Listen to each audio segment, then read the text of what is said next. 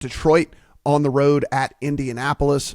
This is 7.5, mainly out there in favor of Detroit.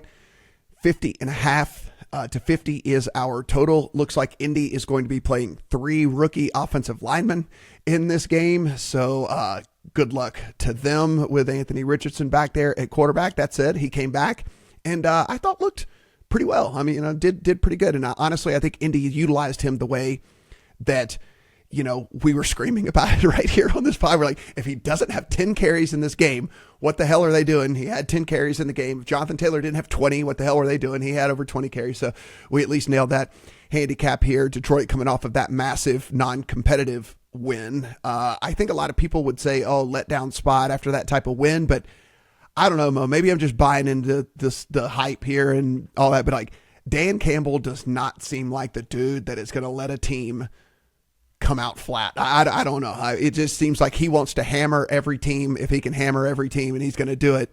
What say you here, Detroit at Indy?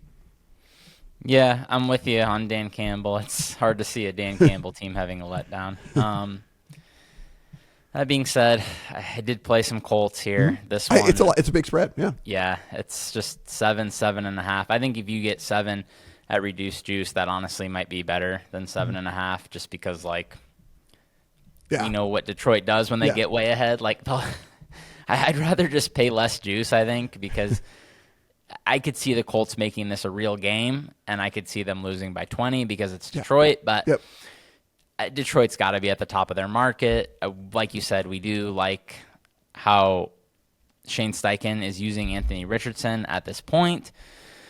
I still don't really trust this Detroit defense. I mean, I know statistically they rate out well. I don't think they've had to face the best subset of offenses probably for the most part. Just feasting on a lot of bad teams. Detroit is definitely a team that keeps their foot on the gas if they do get way out ahead of you. But I don't know. I think the Colts are relatively solid. And, they do play a lot of zone historically. That's been a better formula for slowing down Jared Goff in the past. He does tend to make some mistakes, steering some guys down over the middle of the field at times. Better than he used to be for sure, but I felt like this should be on the other side of 7, but obviously I'm terrified of fading Detroit. Just as an aside here, as far as the NFL MVP goes, we've seen Goff make some big moves here in the market. Do you think there's any viability to getting in on him at this point? It's 6-1.